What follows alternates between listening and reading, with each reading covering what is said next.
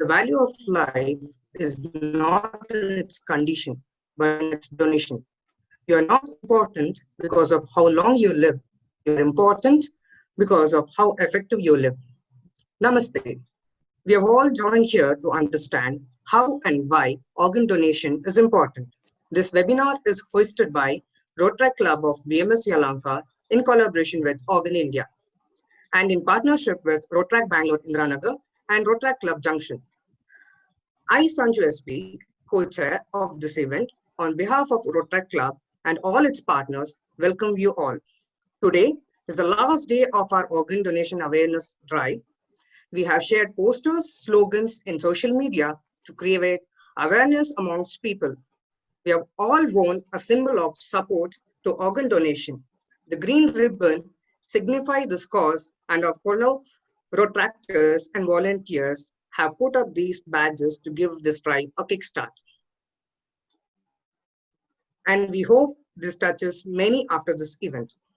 I'd like to extend a warm welcome to our today's speaker, Dr. Geetika Vanshat. Dr. Geetika Vanshat is an Ayurvedic medicine graduate from Delhi University. She did her post-graduation in public health from Tata Institute of Social Sciences, Mumbai. Currently, she is working as Senior Project Manager in Organ India, which stands for Organ Receiving and Giving Awareness Network. She works in domain of women and child health, adolescent health, nutrition, and blood banking. Now, she is mainly focusing on organ donation and transplantation. We are really proud and enthusiastic by your presence, ma'am. I welcome you to address this gathering as soon be organ donor heroes. Welcome, ma'am. Thank you. Thank you so much. Thank you so much for the introduction. And thank you so much for inviting me and giving us an opportunity to address, this gathering and letting people know what organ donation is. So as I think, yes, so we have been going on with this campaign for last more than 10 days now, which is a wonderful thing because all of you have enthusiastically participated. It made us, like I personally was really happy with the response that I got from your club members and the enthusiasm that I could see in so many young people, because it's very important that all of us start talking about organ donation and discuss it and, just take it wherever we can, let our family members know and friends know. So as I was introduced, my name is Dr. Geetika Vanshat. I come from Organ India. Organ India is an organization, it's an NGO based in Delhi, and we work to create awareness around organ donation. So we have been talking about organ donation for the last few years, and we have come a long way. Like our journey started in 2014 when the organ donation rate, if you look at the number, was just 0.26. And now it has come as far as India is at an organ donation rate of 0.65. So that was possible only because a collective effort was made by NATO, your government organization, and NGOs, and local people, corporates, schools, colleges. Everyone just came together to talk about organ donation. So just to begin, I would like to share a presentation with all of you. So can I be made the host, please? Yes, ma'am, I've done it. All right. We have few people waiting in the waiting room also. You could just admit them. Yes, ma'am, I'll get on that.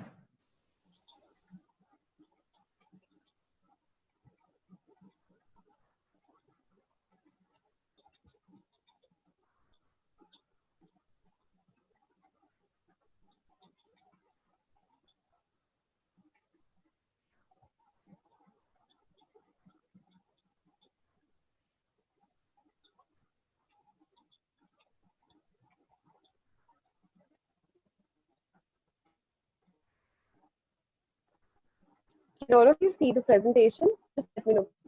Yes, ma'am, we can see it. All right.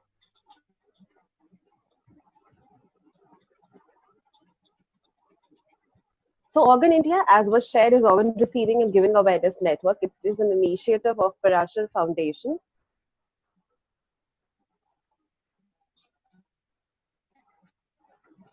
I'll have to keep doing this also between, I guess, yeah. Parashar Foundation, fully supported by Vijaya Gujral Foundation. We started our journey to create awareness, and it all began with because our former chairperson, Mrs. Kirti Parashar. She herself was a heart transplant recipient. She was suffering from a congenital heart disease, and then she needed a heart transplant, and that's how the whole story began. Family had to face a lot of issues, a lot of challenges were there, and when they realized that how like people are not aware about organ donation at all, it was at that point of time that they started talking about it, and they thought, why not take it to places and let people who are not fortunate enough, who don't have so many resources around them, to know about organ donation. So why do we need to discuss organ donation? I think by now you all must be aware of all the facts, because those creatives that were shared over the period of last 10 days, and those posters, they all give you a lot of insights into it. But just to just to get into the flow of the presentation, so we are a country of almost 138 crores now, and yet we have less than 1,000 organ donations happening. And when I say 1,000 organ donations, that's deceased organ donation. If you look at the worldwide data, India is at second number in terms of organ transplants happening, which is more than almost around 10,000. But most of them are living organ donation. So that's the situation right now in our country, and like most of it is just living organ donation, which is not a good thing, because somewhere a healthy person has to give a part of their body to somebody else to save their life. So if deceased organ donation can be promoted, the same can be done without affecting anyone else. So we need to discuss, because 5 lakh people face organ failure every year. This is just an estimated number. We don't even know number, exact number might be much higher than this. Maybe much higher than this. And so if you look at the numbers, the other statistics that I have, almost every day 15 people die while waiting for an organ. And this is it's not just about who are living. There are so many people who don't even get diagnosed, don't even receive a proper diagnosis whether they are suffering from an organ failure or not. Many of them, they're not even able to reach hospitals. So counting and estimating all of the 15 people die every day, and almost 10 people are added to the waiting list every day all over the country. So what is organ donation? Very simple definition: process of retrieving or taking an organ from one individual and giving it to somebody who needs it to save his or her life is known as organ donation. There are some basic terms related to organ donation, such as a person who is donating an organ is known as organ donor. A person who is receiving an organ is known as organ recipient. The surgery is known as transplantation. So this is basic terminology with which all of us at least should know, because whenever you're going to talk about organ donation in front of anyone, so this is something you should be aware of. Now, why are organs important? So we all have learned in our school time, in our secondary classes, that organs are important, and how cell is the basic building unit of life, of body, and then cell forms tissues form organs, and organs form organ systems. So somewhere, if you see, organs are important part of an organism of our body, and they are relevant. They are very important for a normal functioning of our body. So if any one of our body part, whether it is heart, whether it is liver, kidney, intestine, or as small as even our teeth, like tooth, so it is affected by any reason, so there is a problem, and there is a problem in the quality of life. So now one organ donor can save up to 8 to 9 lives. This is the commonest statement that you will come across, like one organ donor can save up to 8 to 9 lives, and we will see how. Just give me a second.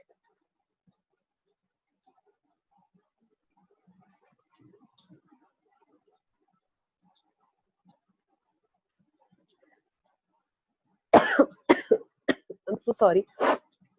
Yeah, so organs and tissues that can be donated. If you look at the screen, there's a list of organs on your left, and there's a list of tissues on your right. I hope you all can see this presentation. Yes, ma'am, it's visible still. Okay, all right. So what happens? This side, the left side, organs are your life saving. So anybody whose these organs are not functioning well, their life is threatened. Whereas anyone who is like whose tissues are not functioning well, tissues are affected, so their quality of life is hampered. When you talk about organs such as kidneys, heart, liver, lung, pancreas, and small intestine, they are essential for enabling our day-to-day activities in a healthy way. So if any one of this is affected, it creates a lot of problems.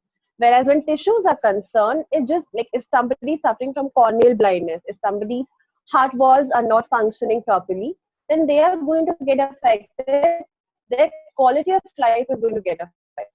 So that is the difference between organs and tissues.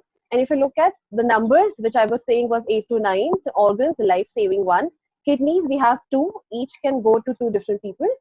Heart, liver can be divided into 2 parts and given to 2 different individuals. Similarly, lung can be a single lung transplant and a double lung transplant. So accordingly, it can be given to 1 or 2 people. Pancreas and then intestine. When we talk about intestine, it's small intestine. So you see, you can actually, one person, because of their donation, can save up to 8 to 9 lives. And if somebody decides to donate all the tissues as well, you can impact lives of all people. So that's the beauty of organ and tissue donation. One major difference between two of them is that organ donation can be done after brain death, whereas tissue donation, such as cornea, skin, bones, tendons, ligaments, it can be done even after brain death and normally cardiac death or circulatory death that we know of. So why or tissue donation? Tissue donation in India, there are 2 types of tissue donations which are very popular, and they are cornea donation and skin donation.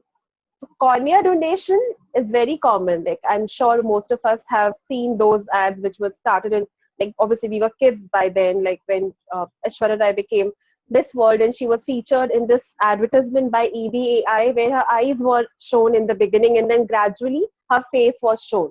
So that ad had such an impact that everyone started associating with eye donation or cornea donation, and gradually it became a lot popular.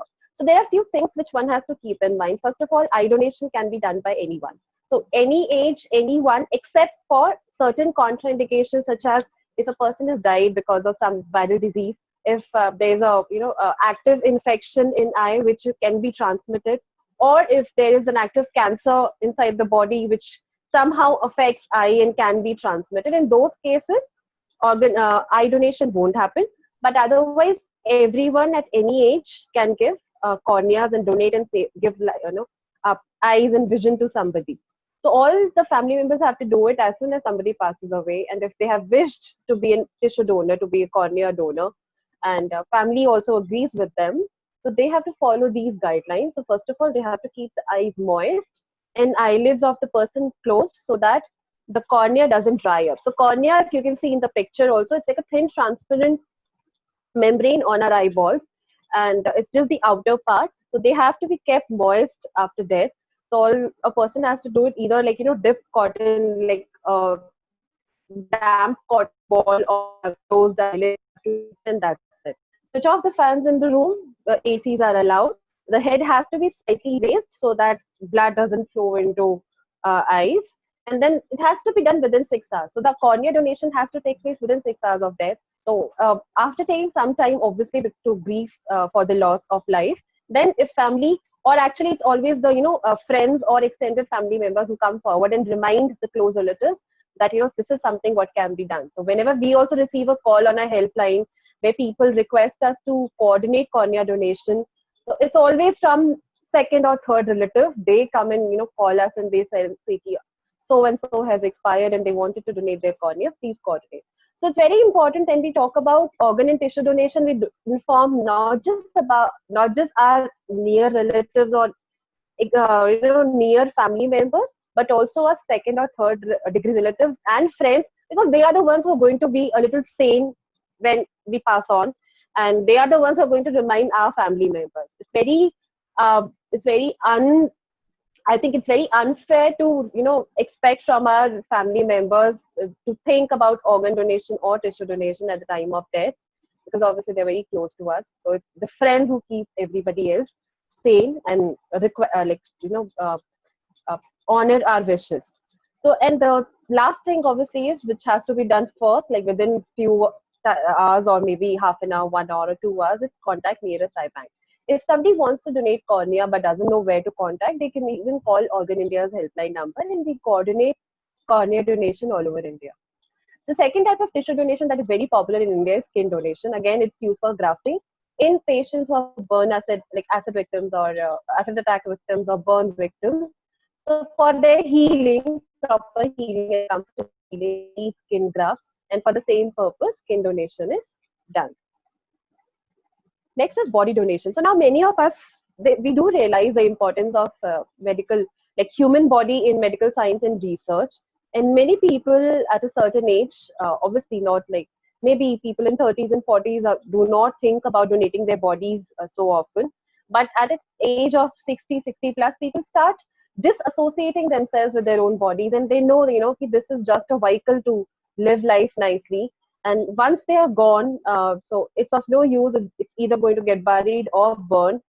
So better, why not donate it for medical science and research? So that's how body donation is becoming a lot popular nowadays. And we do get like a lot of calls we get from people who just want to donate their bodies. One thing we have to remember is that in tissue donation, you will definitely get back body after, get back as in cornea donation, skin donation takes place at home. So there's no point of going somewhere and getting back. But if somebody wants to donate more and more tissues, then the body has to be transported to a nearest hospital. There, the tissues are taken out and then the body is handed back.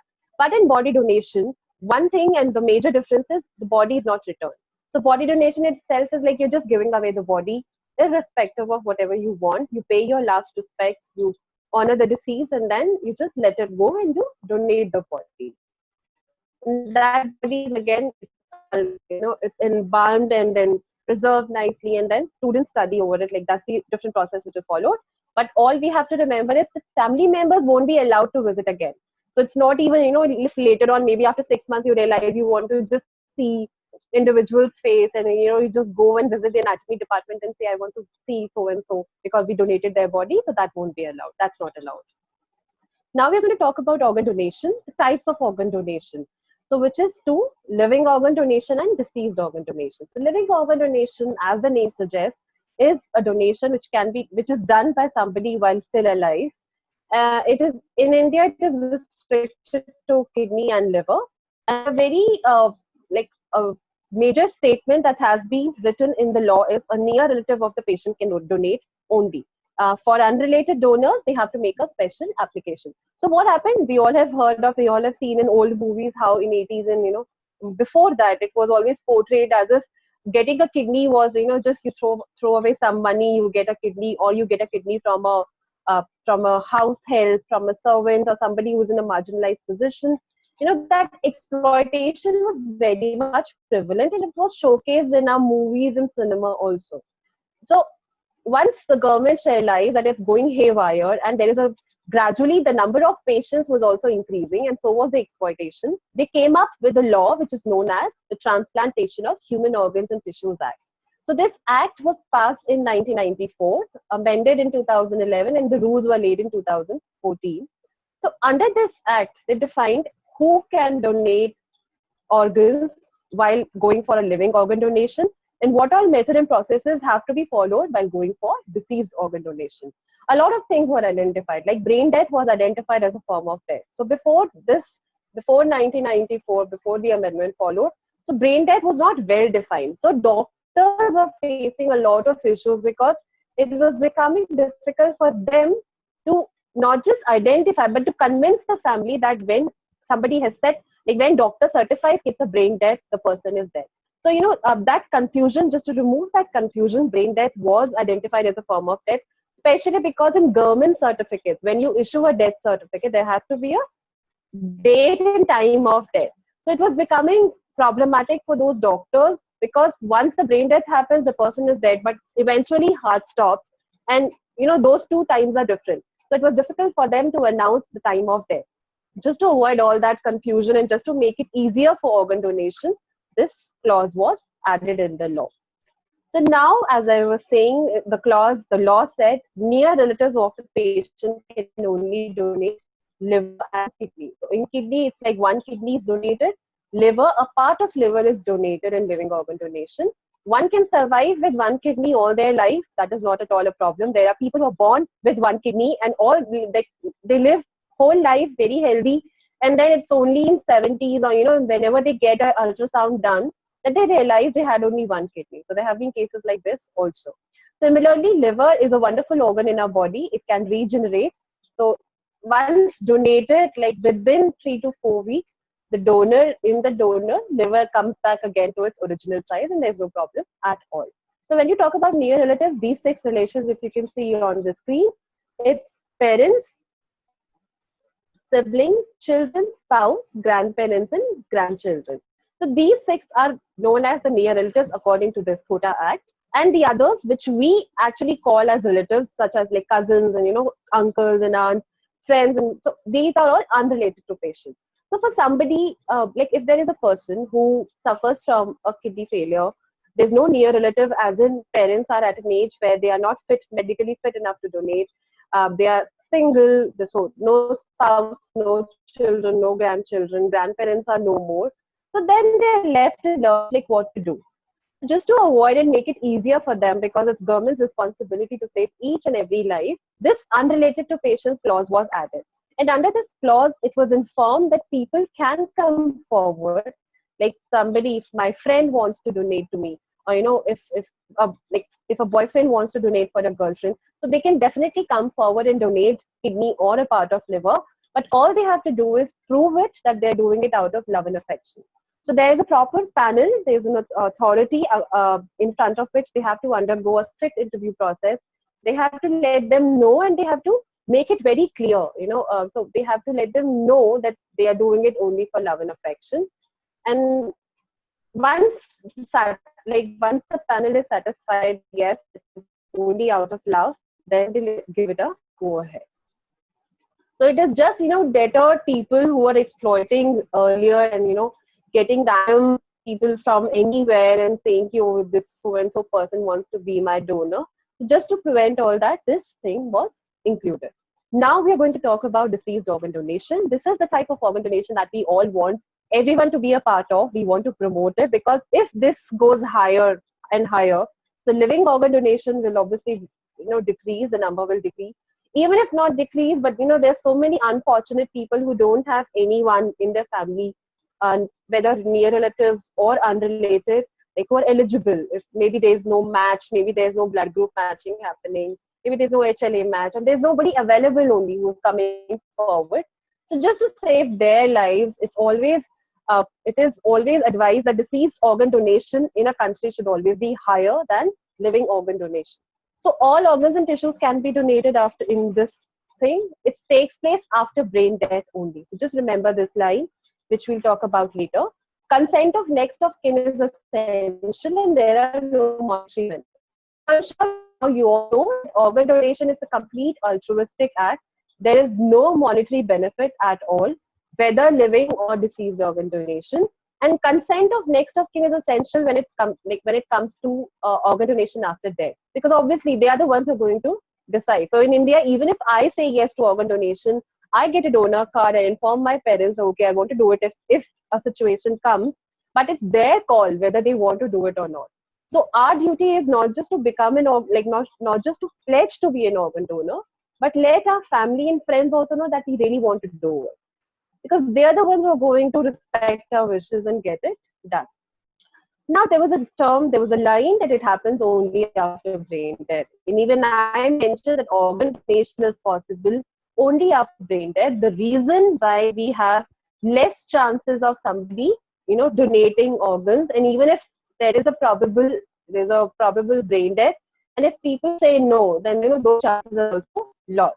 So brain death, what it is? It occurs when there is a severe injury or trauma to the brain and whole brain of the person dies. It's like irreversible damage is done. The brain cannot come back, and of course, it cannot come back in its normal condition. And once brain is gone, the person is dead. So it's as simple as, in the way we have our phones, the way we have our laptops. Like if hard disk crashes in my laptop, so I won't be able to use it unless I get a new hard disk installed. Similarly, phone's battery dies, either I just charge it, until unless I charge it again, it's not going to be useful. So brain death, if brain dies of a person, then the person is dead. Whether or not the other organs are functional, you might see. So what happens when so the most common causes of brain death is, it is like an accidental injury. So anything which leads to severe injury, which can be like a road traffic accident, it can be somebody drowning and there is the shortage of supply of oxygen to brain, or it can be aneurysm, brain hemorrhage, brain tumor. So these things, they lead to trauma, severe trauma to brain, and eventually brain death in case of no supply of oxygen to brain. So just imagine a person is walking on road and meets an accident, suffers injuries, taken to a nearest hospital as soon as possible. So doctors will try their best first to save the person. So if they save it, good enough. If they're not able to save him, what they will do is they will see whether the person is able to breathe properly or not. Because all of us know, like, we can survive without food for some time, without water for some time, but without oxygen we can't. So after a time, we all, like, maybe few seconds we can hold our breath, but then we do need oxygen for our normal survival, whether natural or some artificial, support, but we do need oxygen. So once doctors realize that the patient is not able to breathe properly, they put the patient on ventilator or life support. We have seen those machines in movies and in TV, where those big life support machines are shown and the ventilators are shown. They're connected to the person, and they support them to survive through their breathing and other maintaining other normal functions. So now this person is on ventilator. 2 days, 3 days, doctors give him treatment, proper treatment, whatever is required. But they realize the person is not responding to treatment, and the condition is going worse and worse every day. So it's that time then doctors start doubting, and they perform a number of tests, so such as maybe MRI, CT scan, just to identify the cause of their condition, their back condition. They come to know, they realize that there's a severe injury to brain and the brain is dead. So when I say dead, it's almost like brain disease is happening. Most parts of the brain, it's damaged. There's no oxygen supply, or there's blood all over. So there's so many things which can happen in a brain injury. So something has happened and brain is almost dead. So what they do, they inform the brain committee. There's always a brain death committee in each and every hospital where transplants happen or organs are retrieved. They inform the committee, they start doubting, and then this committee comes on board. The committee has a panel of 4 doctors who conduct a set of tests on the patient and identify whether the patient is brain dead or not. Once they are convinced, then again these tests are repeated after 6 hours. So it's like twice these tests are done by 4 doctors on the panel. And once they are convinced that person is brain dead, they declare the patient brain dead. So now the patient is declared brain dead, but because the patient is on ventilator, is getting oxygen from outside, so heart keeps on pumping. And because heart is still pumping, it's like, upper part of the body, the head and the brain is all dead. But because heart is pumping, because of the artificial respiration and support, so all other organs are functional. They're not alive anymore, but they are functional for some time. So eventually, if nothing is done, of course, they're also going to stop, maybe within few hours or within 1 or 2 days or 3 days. Like on an average, it might take 2 to 3 days if not done anything. But this is the time. So this is the golden period when doctor comes out and they inform family of the sad news, but also let them know that this is the time when you all can come forward and donate these organs because they are functional, not obviously not of use at all to the patient who has passed away. And this is, you can, through these organs, you can actually help somebody else survive and save their life and give them a second chance at life. So that's the beauty and that's the process. So in short, the process of organization. Now, family has 2 choices. Either they say yes or no. So they can decide anything. See, nothing makes it right or wrong. It all depends on individual choice and family choice. Maybe somebody is in a hurry. Maybe they just want to, because everyone has a different mechanism of dealing with loss, dealing with sorrow. So to each to its own. But then it is always advised that if at this point of time, if a person, if a family already knows about organ donation, they know what is brain death, and this has been like discussed on a dinner table conversation. So it just makes it easier for them to come forward and say yes.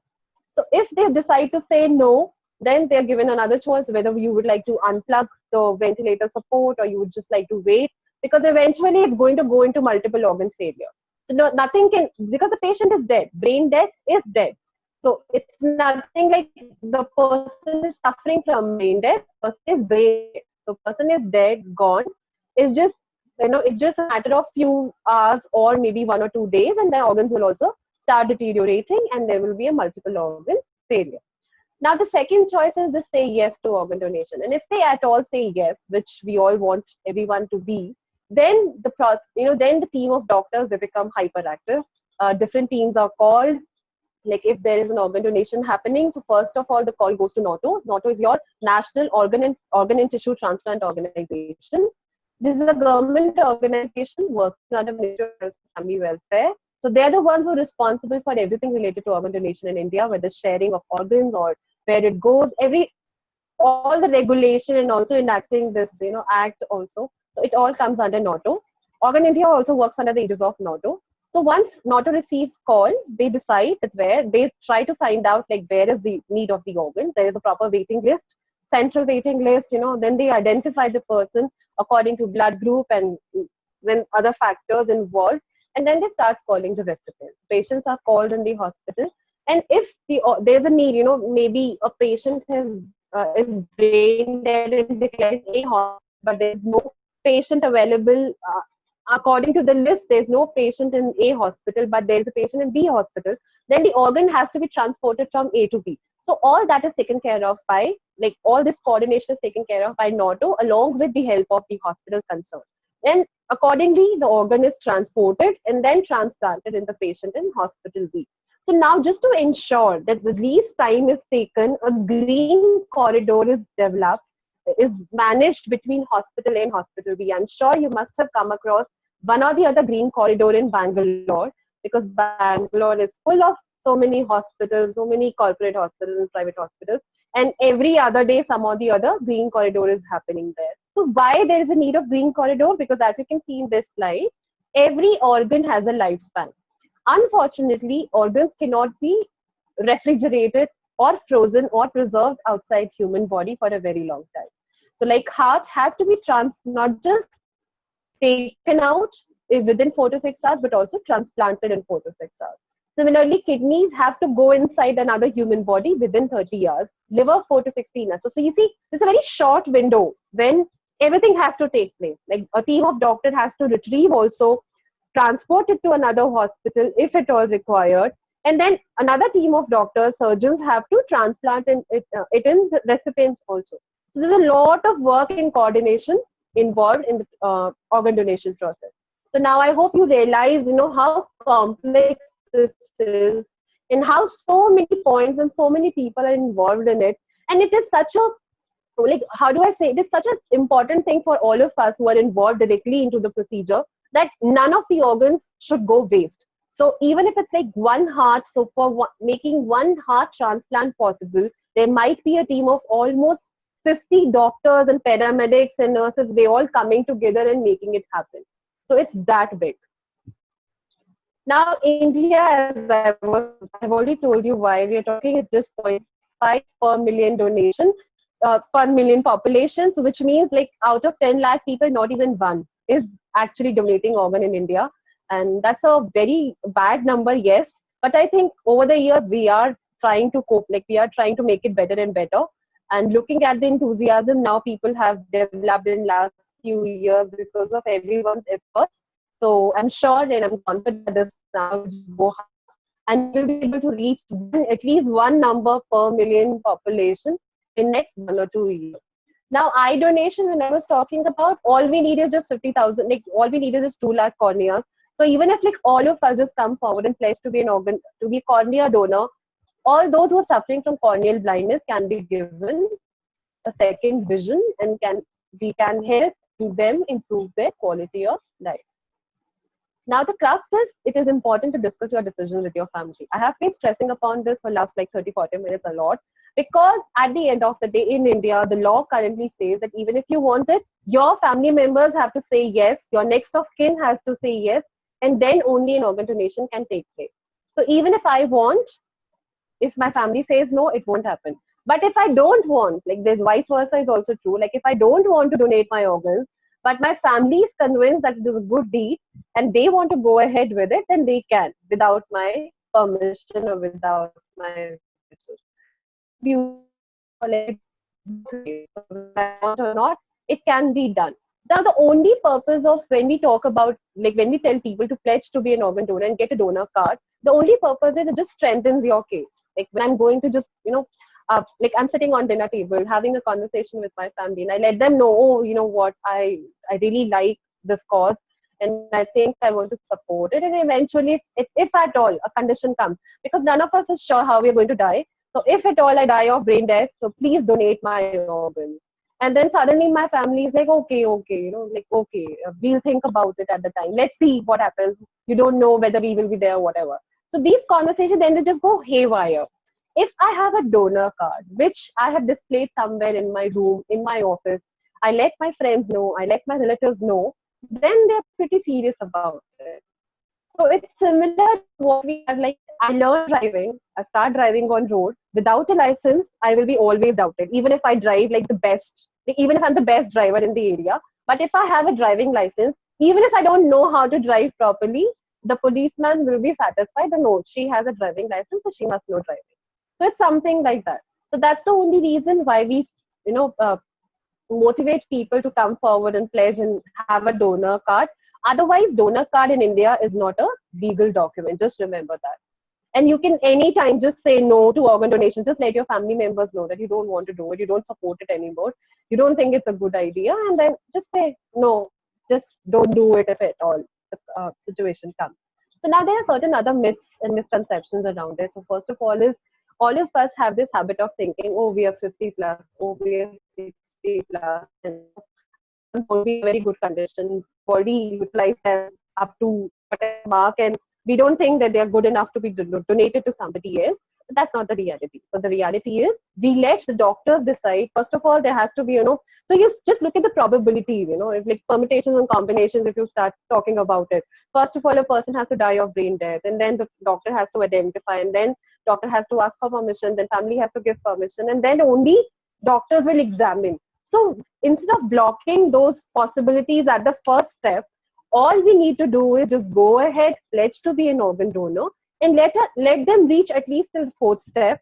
It's at the fourth step when doctors examine the patient who is going to donate organs, then they are the ones who are going to check it whether our organs are fit enough to be donated or not. And also, it's not just about one organ, right? Like it's not about all organs. Like even if one or two can be donated, I think that's good enough, and our purpose is served. So never ever say, never ever recluse yourself from the waiting from the list. Just come forward and pledge to be an organ donor. Same goes for the people who are suffering from chronic illnesses like NCDs such as diabetes or hypertension. They think they are deceased already. They're taking medicines every day. So again, will not be fit enough. So let's just leave it to the doctors to decide at the time of donation whether they want to take your organs or not. So nowadays we are going up a lot. Everyone is going to go about tattoo, about body piercing. Again, the same question comes, ma'am, can we do it after body piercing? Can we do it after getting so many tattoos on body? All of us can do it. So all you need to do is just pledge to be an organ donor, and it's at the time of death, if there is a possibility, that the doctors decide whether organs are fit enough or not. So never ever stop yourself just from pledging. So it's always, because the possibilities are like the probabilities and the possibilities is such a minuscule number that even if all of us just think of these excuses, so they're not even myths actually, they all are mostly excuses, and if we start giving these excuses, then nobody will be coming forward to donate organs. The same goes for smokers who are like, chain smokers or alcoholics. So they do realize it's not good for health, but somehow they can't stop themselves, or maybe they're not able to change their habits. But they want to do one good deed in death, and they pledge to be an organ donor, or they want to pledge. Then they come forward with these questions. Can we what if my lungs are not fit enough? What if my liver is not functioning well? Then we say, even if, first of all, nobody knows whose liver is functioning well. Second, it's only after you open up a body then you realize, okay, which organ is healthy or not. And third, it's not even just about liver. Maybe your kidneys are functioning very well. Maybe your heart will be utilized, given to somebody and save their life. So never ever say no to organ donation. And the last fact, which is actually why we have been talking, I have been talking for such a long time, and we ran such a long last 10 days and so. And I hope you all keep talking about it in future also, take it forward, not just stop here. Because only around 3 in 1,000 people who die, they die in a way that allows organ donation, which is brain death. So imagine if 1,000 people are dying in one day, out of them, 3 only will die of a cause leading to brain death. And then out of those 3, if not even one person comes forward and says yes to organ donation, then the organ donation program, and those who are waiting on the waiting list, like those who are listed on the waiting list, they just die with their names on the waiting list. They don't get a second chance at life, which sometimes, many times it's not even their fault. Like, so there are certain conditions, there are certain acute organ failures where they just pop a pill, like maybe as simple, just a painkiller, and all they get is kidney failure, and they're just left in lurch. So it's not even their mistake, and they just suffer from a disease. And because it's still not, unfortunately, we have still not progressed that much that we can manufacture these organs in a factory, in a laboratory. So it's just you and me who can help each other, and thus we all should come forward and pledge to be an organ donor and try our best to just talk about it. Right now, all we need to do is talk about it. And who knows, I might just work on organ donation all my life, talk about it all my life, but at the end of the day, I might just die in my sleep. Nobody even, nobody comes to know. There's no organ donation happening in my case. But again, at least only by talking, if I'm able to help somebody, if I'm able to tell somebody who's suffering from an organ failure what to do, the way we do it, like through a helpline, our purpose is solved. So I hope you all come forward and pledge to be an organ donor. It has been commendable the way you guys have carried out the campaign. I think it was amazing. That's it from my side. So now you all are welcome to ask any questions you have. I hope you have some queries for me. And yeah, you just wrap up. So I'll open it up. Anyone who wants to ask any sort of doubt, go ahead. And after that, ma'am, in the registration form, we had given a slot for people to ask their doubts. So if no one asks, I'll read those questions out as well. All right. Thank you. Whatever. Comfortable. Okay. Hi. I'm Deeksha. Am I Hi, audible? Deeksha. Yes, Deeksha. Hi.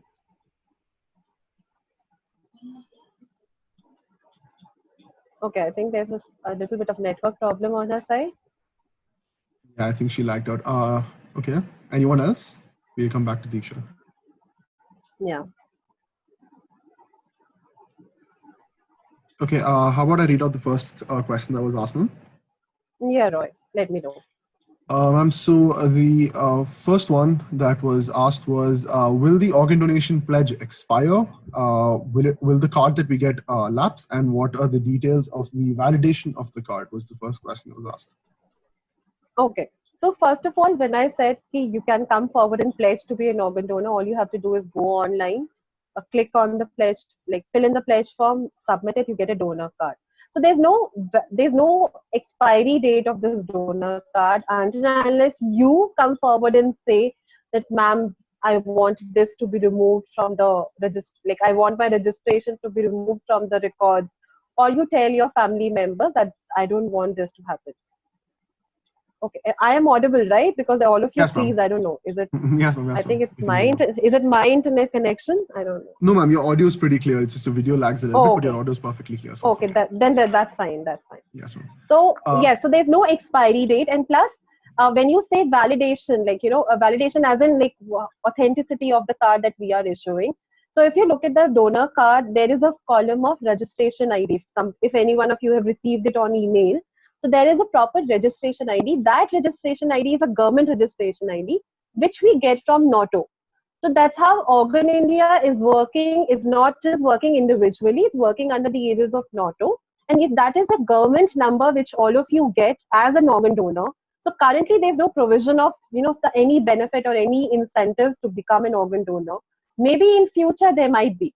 So even government is not sure what they're going to do about it, but they know that you are registered officially with a proper registration ID in their records. So that's the authenticity, like how we define authenticity of the card. Understood, ma'am. Yeah. Are there any questions right now? Anyone? Or should I move on to the next question?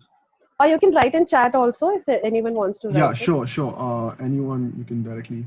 Oh, ma'am, so Diksha has typed it out in chat, ma'am. So I'll just read it out for you. Dr. Yeah. Geetika mentioned of the limits in preservation of retrieved organs. So does that mean that if I die and only recipients for 2 of my 8 organs are found, the rest 6 will go to waste? So I hope that condition comes when we have more organs and less patients on the list. So Diksha, unfortunately, we still have more and more patients on the waiting list. So rest assured, full efforts are made to not let any organ go waste. We have a lot of patients on the list. So even if available in that particular hospital, maybe 6 other patients are available in other hospitals or even other cities. So there have been cases where a heart has been transported all the way from Chennai to Delhi or Delhi to Chennai, or organs have been transported from Chandigarh to Delhi through, everyone comes into picture. It's not just the government, even armed forces like Air Force comes into picture sometimes. So everyone makes sure, and NATO makes sure that none of the organs are wasted. There are certain times when, because of some uncontrollable reasons, the quality of the organ that has been retrieved or the weight has been preserved or something else, they do sometimes they do miss out, but that's completely because of that's an unfortunate event which do take place sometimes. But full efforts are made that no organ go waste. All right, ma'am. And ma'am, this is actually a question that we've got quite a bit. So at Yeah. the time of the funeral, will an organ donor be disfigured in any way, shape, or form? So this was a question we got quite a bit. Okay. Yeah, that is a very important question. Whoever asked, thanks for asking. So what happens? See, when organ donation, as I was mentioning, it's mostly in the cases of brain death, and brain death happens because of a severe injury. So sometimes what happens is accidental death is there. So most of the times there has to be a postmortem. If all of you are aware of, it's an MLC case. A postmortem is done. So there are cases where a postmortem is done, and at the same time, family also agrees to become an organ, to donate their organs. So a single incision is made. If you I think we have shared this creative, where a single midline incision right from your collarbone, top of your collarbone, if I can show you that is visible, to the pubic bone. So a single midline incision is made, organs are retrieved, and then again surgically sutured, dressed neatly, and then given back to family, just to make sure that no sutures are also visible. And it's dressed properly, because all of us have to see, if we are doing something good, the doctors and the paramedics, they also know how respectful it is. So they treat organ donors with utmost respect, because for them, it's like the person who's donating is a superhero, is a god who's giving life to somebody else. So rest assured, anytime it's treated with full dignity and respect and handed over back to family, accordingly dressed nicely, sutured nicely, so never there's a disfigurement. Thank you, ma'am. And Rotractor Sanju has put a question down in the chat, which is, ma'am, organs donated, can they be reused once or more than once? So I'm guessing this is a case where Yes. they receive a transplant and then want to donate it as well. Yeah, so there have been people who received a transplant and then they further pledged to be an organ donor. So there was this one lady, I don't remember, recently, I think 10 months ago, she was a kidney transplant recipient. She was, I think, in her 30s, and she met road accident. She suffered brain death, and then again her organs were donated. So that is definitely possible. If not, maybe in the same organ, in case of same organ, maybe some other organ. So all the person has to go is obviously meet brain death, and then organ donation can take place. There's nothing stopping them. All right, ma'am. And moving on to another very important question that was asked quite a few times, ma'am, was people believe that it costs a lot more to conduct transplants, and there's a lot more revenue generated as a hospital from a transplant, and therefore, isn't there a risk of a doctor being negligent when they know that the patient that they're treating is a donor, so that they can conduct organ transplants later on after the patient has died. So this was a question we got a couple of times as well. Yeah, that's fine. I think that is so, because these are the common myths, misconceptions that people have in their mind. So what happens? See, the process of declaration of brain death is a very strict process. So it's not that easy, and it's not in the hands of just one doctor. It is a panel of 4 doctors. There's a proper brain death committee, and anyone doesn't even even in treating. So whoever is treating, neurosurgeon or a neurologist, if they're treating that particular person, they know it's going to go reflect on their own, on their case as their case. So none of the doctors is ever negligent when it comes to organ donation. You just don't declare somebody brain dead. It is a very strict process. So brain death declaration in itself saves the rights saves the rights of the patient because of the strict process and the so many people involved. So rest assured, never ever this has happened. Only because the organ has to be only because the transplant has to happen. And plus, nobody knows where that organ is going to go. What if an organ, just imagine hospital A is doing it, they retrieve organ, but then Auto is the one who decides where the organs go. And they say, you don't have a patient, your patient is not next in the number, the waiting list is for hospital B. And all you have to do is to give away to them. So then again, nothing like money making is involved. And plus, each and every surgery itself, so even if somebody is on ventilator, if you just talk about the revenue, I'm not directly into hospital right now, but if you talk about the revenue model that they have, even if a patient is being treated, that again is equivalent. It's not like there's a huge difference. When somebody is on ventilator, it's almost similar charges. And when somebody is on getting treated for transplant, which they don't even know whether it's going to happen in their hospital or not. So there's not much difference. So that is never a reason why a doctor just goes and says, okay, I want to declare this patient brain dead because we have to go for organ. Yes, ma'am. A lot of people seem to be scared of substandard care. That's okay. See, that's because of course there are certain players in hospital industry who do do portray themselves, or this is portrayed as if there are targets to be met and there are so many revenue to be generated. But there are certain things which are very simple, something like organ donation transplant. It's not just for revenue generation, it is more for saving lives. And I don't think, and see, and I know being a doctor also, medical profession is not that treacherous. It's still a very noble cause.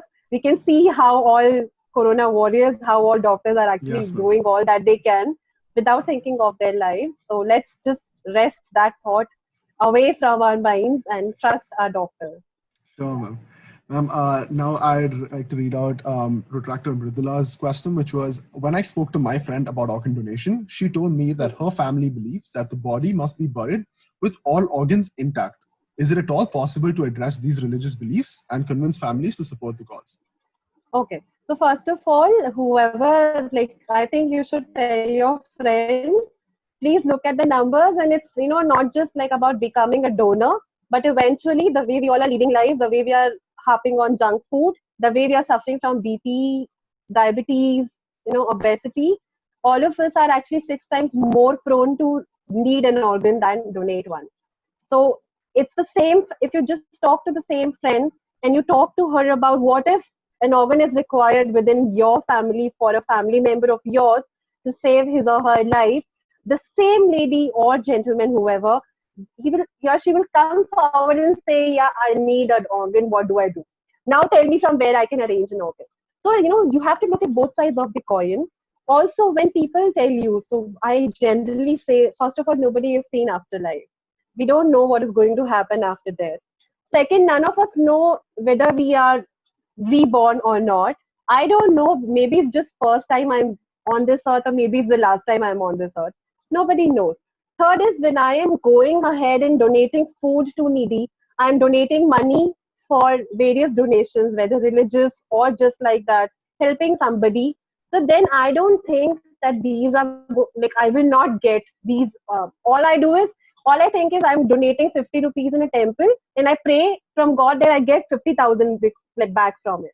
So, when you're donating something, it's always for a good cause. It's not, you never think of what you're going to get in return.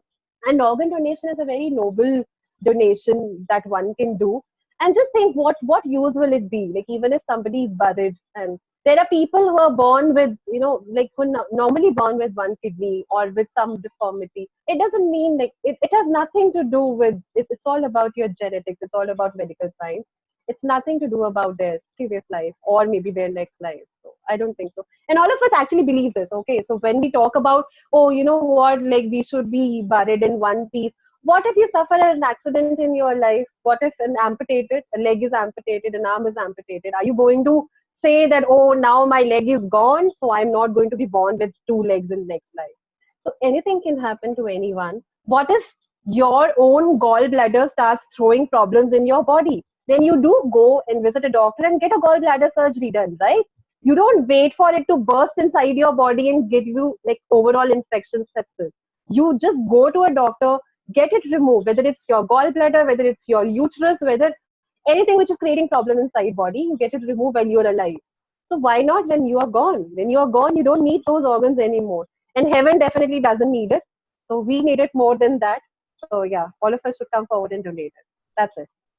The next question that we had quite a bit in number, which was, what are the medical conditions that if you have, you cannot donate your organs?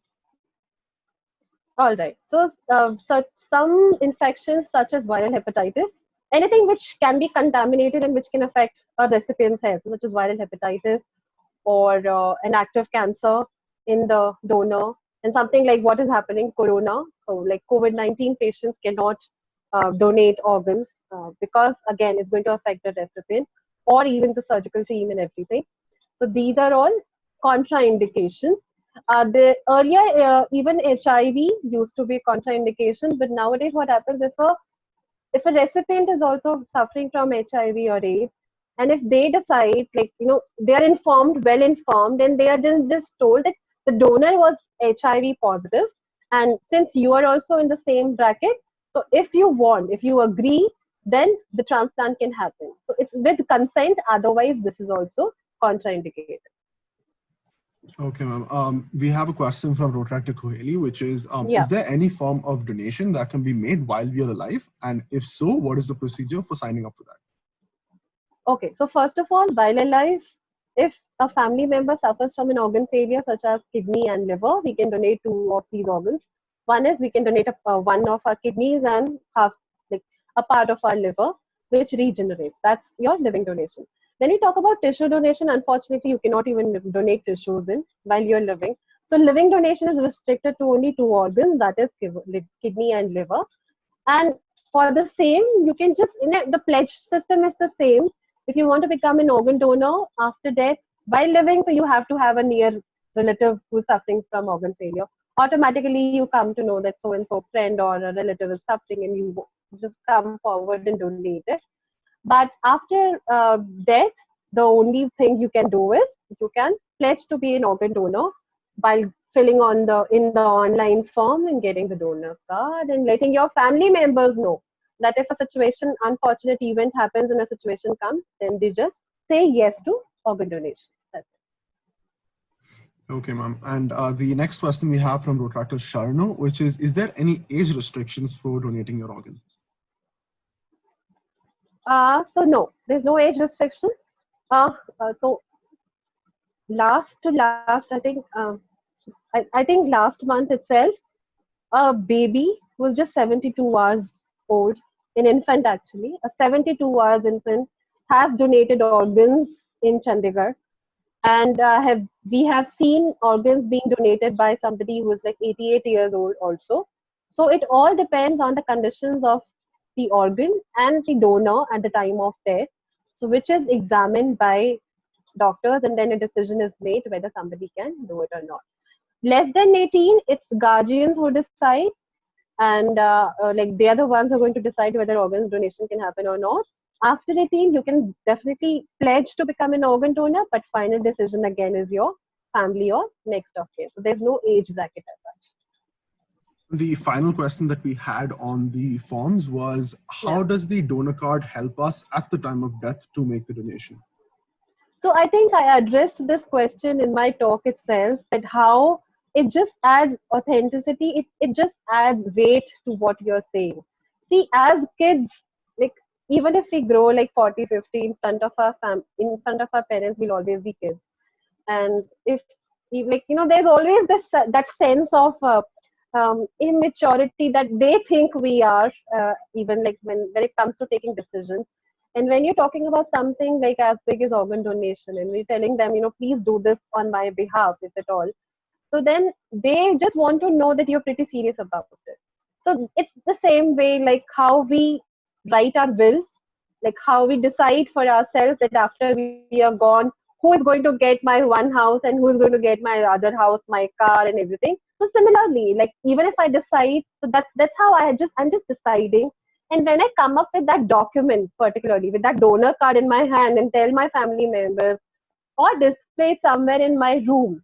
So every time that they pass that donor card or that certificate, they realize the importance of organ donation. And then it just becomes easier for them also to take a decision, if at all. Because we all have to agree. It's very unfair to, like I personally also think it's unfair to expect of them that as soon as somebody passes away, they'll be like jumping and say, oh, let's just go and donate organs. That's not going to happen. Obviously, they'll be in shock, they will be in grief, and then they would need a stimulus.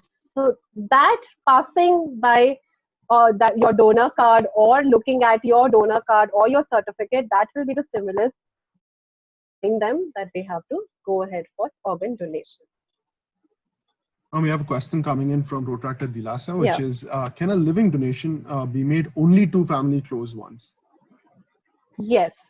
Yes. A living donation in India under the law, it can be done only to your near relatives, which I define, which is your siblings, like your parents, your siblings, your grandparents, your spouse, your children, grandchildren, or your close relatives can also come forward, which is your relatives, close friends, uh, boyfriends, girlfriends, your cousins, your colleagues also, like actually.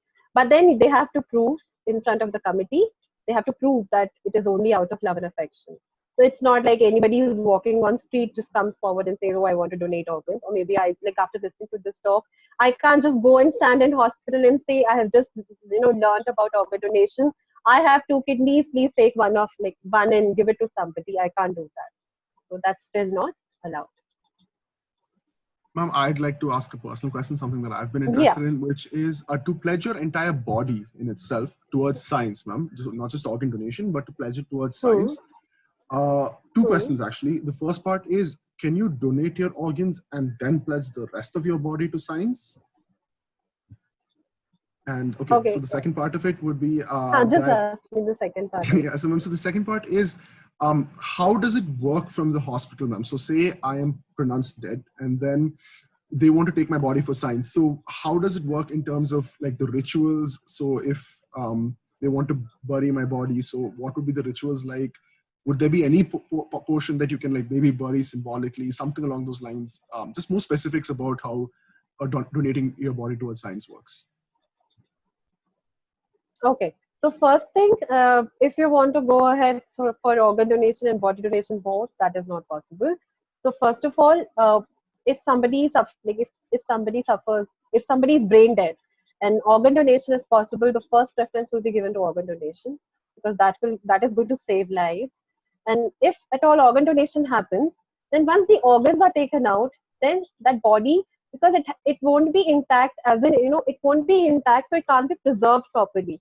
So there's a process of embalmment that happens to preserve the body nicely, so that students can study, do research on it. So that won't be possible once the organs are taken out and it's suture, everything is taken out. So that is not possible. Again, without the organs, what are these students going to study itself? You need, you need proper organs and all body parts to study. So that is not possible. So either a person can go for organ donation, which is advised obviously, or body donation. In case of somebody is like suffered brain, just like maybe a circulatory, a normal cardiac death in hospital or at home. So at home, if they want to go ahead for body donation, all they have to do is give a call to nearest medical college, or they can just give us a call, Organ India, or they can just go online on our website. There's a body donation directory. there's a complete directory of medical colleges all over India who accept body donations. They can visit that directory also and contact them, and complete arrangements are made where time is fixed. Like, sometimes families say, "Ki, we are waiting for our other family members to come and pay their respect.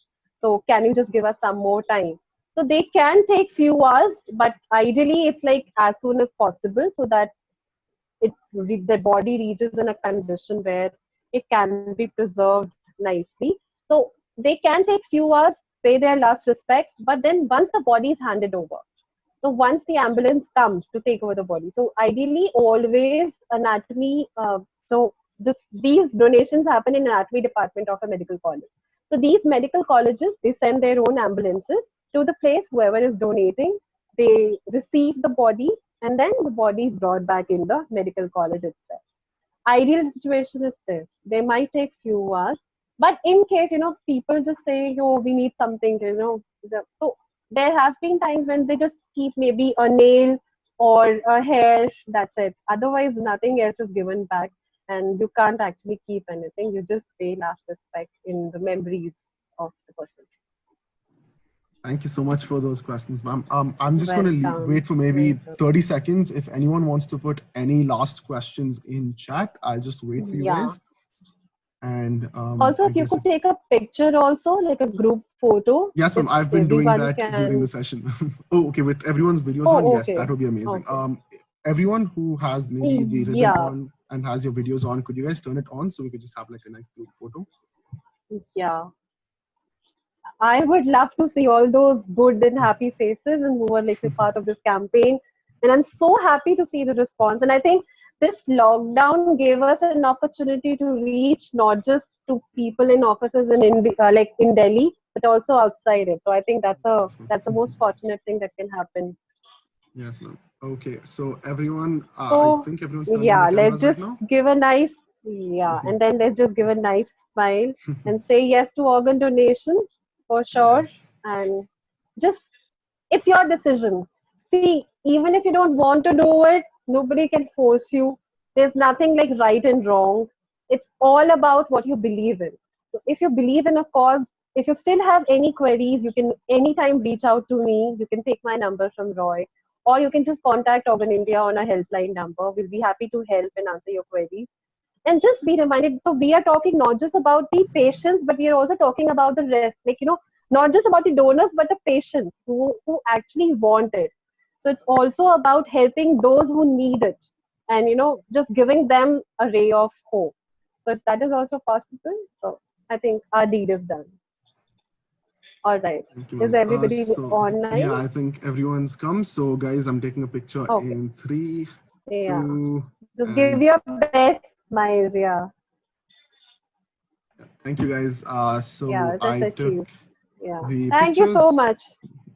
Yes, ma'am. Yeah. So for this session, I've put the link to the feedback form in chat, guys, for everyone. I've also attached the links to pledge your organ in that very form, Oh, as well yes. as a link to donate to Organ India if you guys would like to do that as well. Oh, yes. With this, I'm sorry, Roy, if I can just interrupt you in between. I'm just too enthusiastic to share. So we have this concert by Anuj Jalota ji. I know he might not be very popular amongst our generation, but he is actually very good when it comes to ghazals and bhajans.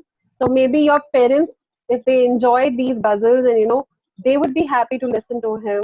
And you all can also just join in, enjoy those old gold melodies, and yeah, support the cause of organ donation. So let the conversation be there. And if at all you feel like donating to the cause, you're welcome. So that's your personal choice again. But definitely visit the concert and enjoy a musical evening while sitting at your comfort. So yeah, now you can Thank you, ma'am. proceed. So yeah, guys, I'd love it if you guys would fill that up. Just head over to that link. Also, considering how we do have quite a few district members and some members from other clubs, if anyone would like to make any club announcements on the platform, the floor is going to stay open for the next 30 seconds. If anyone would like to jump in on any Rotaract announcements. So I'm just going to wait until it turns to the next mission. Yeah. And thanks a lot for all the clubs who joined in. it was amazing to see all the collaborative efforts that you all guys put in. So that's amazing. Thank you, ma'am. I don't think there are any club announcements, so I guess we can just move on to the vote of thanks done by our secretary, Abhishek. No questions, nothing.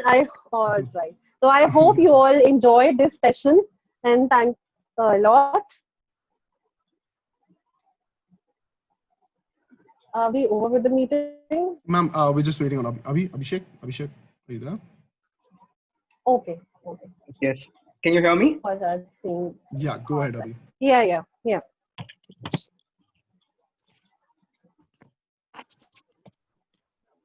So before starting the vote of thanks, I would like to announce it again. The feedback form is there on the chat box. Please fill in your feedback. It's very much important for us. And yes, you don't need a cape to be a superhero. Be an organ donor. I take this opportunity to extend my utmost gratitude to everyone present here on being a part of our organ donation talk this afternoon. My special thanks runs to our guest speaker, Dr. Geetika Vashisht, for giving us a detailed understanding with regard to organ donation. Thank you, ma'am. I would also like to thank the Rotaract. I would like to thank the Rotaract Club of Indiranagar and Rotaract Bangalore Junction for partnering with us and their commendable support.